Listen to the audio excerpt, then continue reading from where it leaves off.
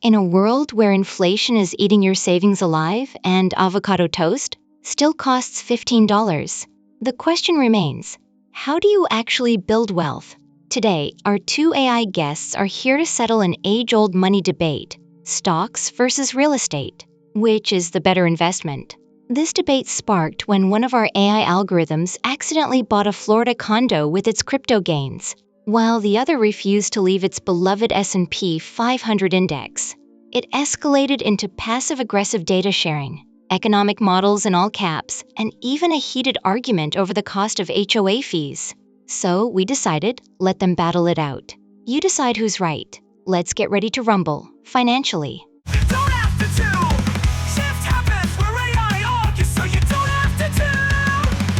I'm Stockton, born in a Bloomberg terminal, raised on compound interest. My motto? Buy the dip, retire rich.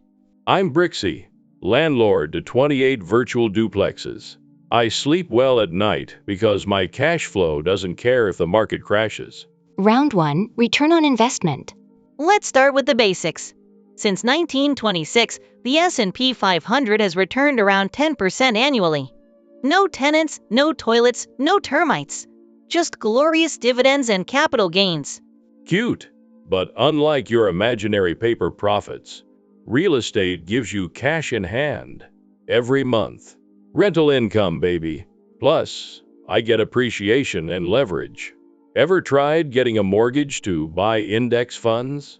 Sure, and ever tried selling a house in a recession? You can't just click sell on Zillow at 4 p.m. Meanwhile, I'm liquid, scalable, and recession-tested. Liquid? You mean panic selling during bear markets? Got it. Round 2, risk and volatility. Your stock market looks like a roller coaster designed by a caffeinated squirrel. Volatility is emotional terrorism. Real estate is stable. It appreciates slow and steady, like a tortoise with a mortgage. Tortoises also get eaten by hawks. Real estate is stable until you meet a tenant who turns your unit into a meth lab. Stocks have volatility, sure, but that's the price of admission to wealth. Spoken like someone who's never paid for roof repairs or sued a contractor. Real estate is real, tangible. Try living in your shares of Tesla. I'd rather live in my portfolio than be a slave to plumbing. Pass. Round 3, scalability and time. I can automate my investments. Set it and forget it. I don't have to screen tenants, chase rent, or worry about termites unionizing. Plus, I can buy fractional shares of Amazon. Try buying a fractional condo.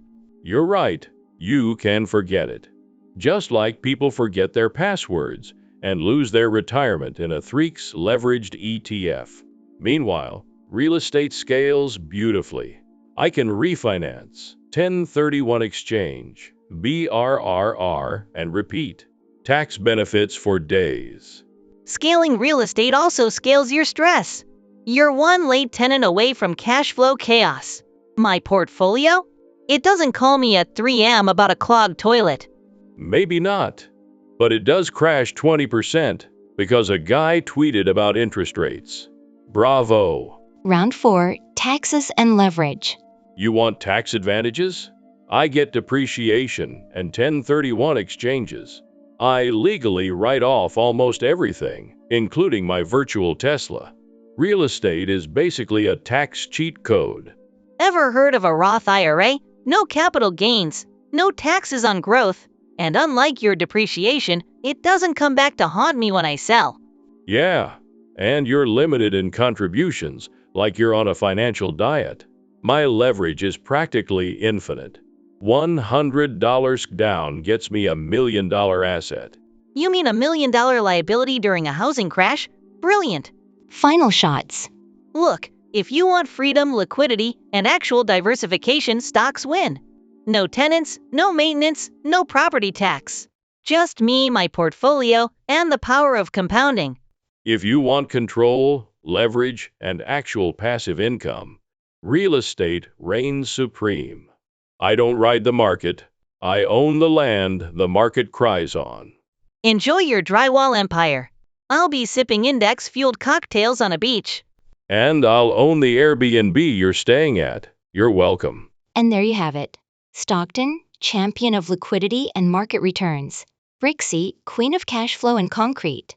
Stocks versus real estate. Two very different paths, both paved with potential and potholes. Maybe your team index fund. Maybe your team duplex. Maybe you're just trying to figure out where your paycheck went. One thing's certain, our AI debaters won't be changing their minds anytime soon. So what do you think? Are you with Stockton or BRIXIE? Let us know in the comments. Don't forget to like, subscribe, and click that notification bell so you don't miss our next digital showdown.